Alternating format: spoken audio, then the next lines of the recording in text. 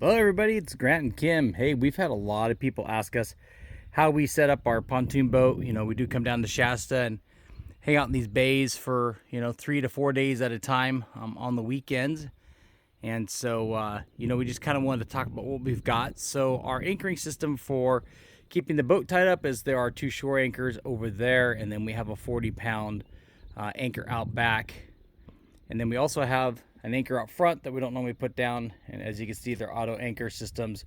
So I've got remote controls, kind of nice. We can run the anchor system from the captain's chair, front and rear. So that's really nice if we're out fishing. We can set that up. So on the left here, we have a live well, which we currently don't use for fish because we don't normally fish on this boat.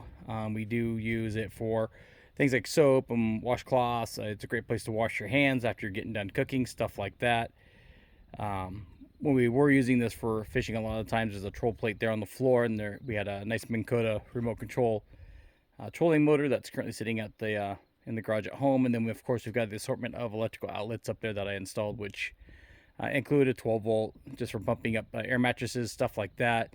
Gone through and redid the whole sound system on this. We have a Polk speakers all the way through. It's a 6-speaker system.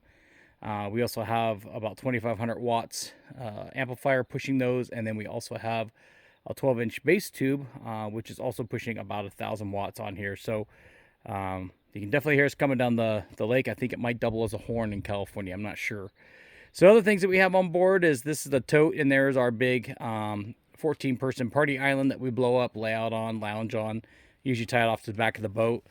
Last year we were running 200 amp hours of AGM batteries on board, which all of you that know about battery stuff, that's literally about 100 amp hours of battery storage. Really wasn't enough, so we were ending up having to fire off this little generator the last night. This year we also run about 450 watts of solar on this thing, and we also run a Starlink and a 12 volt ice chest. So those are our main power consumptions on here, with Starlink running all day. But this year we've gone to 280, basically 300 amp hours of lithium, which, as you guys know, that's 3 times the storage and capacity of what we had last year. So we're going to see if we can on this weekend make a shakedown trip in regards to not using that generator.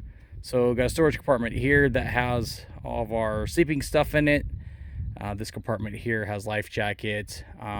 We carry a 2-man pop-up tent in case we get a massive thunderstorm out here on the lake. We can throw that up and get out of the wind and rain if we need to, even sleep in it if we need to. Our mattress will fit inside of it. You've got the helm, nice little mirror so I can see who's trying to pass me. So with all the weight on this boat, running a 115 on the back 4-stroke, we are able to do 24 miles an hour at sea level down here at Shasta Lake. Got the Bimini top. Again, on top of the Bimini, we've got 2 solar panels. They're just kind of the Dukayo, I think is how you say that. They just lay up here. We've got a safety line on here in case the wind gets crazy, it doesn't blow it off the boat. Got another set in the back there. They'll stay up there. If we decide to go run around the lake, we'll just pull those, and then at that point, of course, we can charge off the motor back into our battery bank if we need to.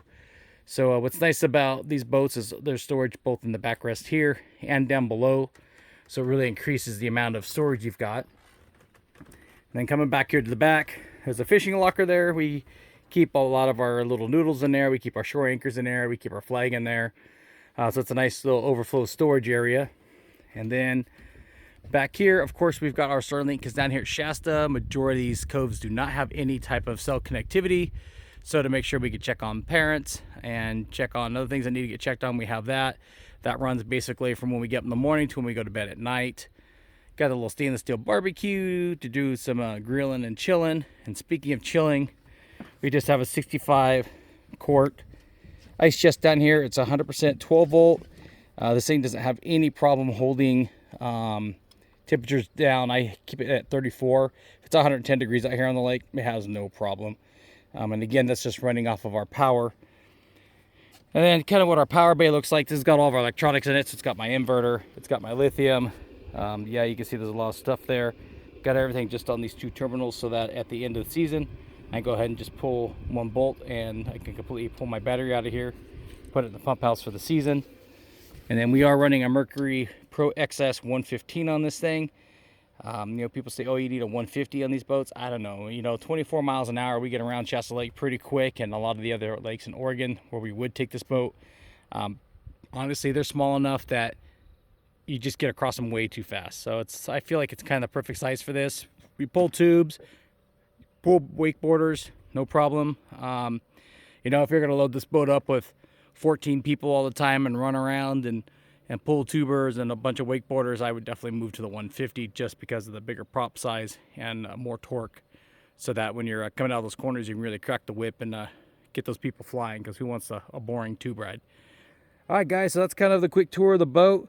Nothing else really special on here. We bring water down in a couple of gallon jugs and keep the rock stars chilling in the ice chest, and that's kind of the gist of it. So we hope you guys enjoyed the little tour. If you have more questions about anything in particular, let me know. Definitely not an expert in electronics, but I know enough to be dangerous. To get things done and done the right way. And so if you do have any questions about like what else we're running on here for power or anything like that, just let us know. Thanks.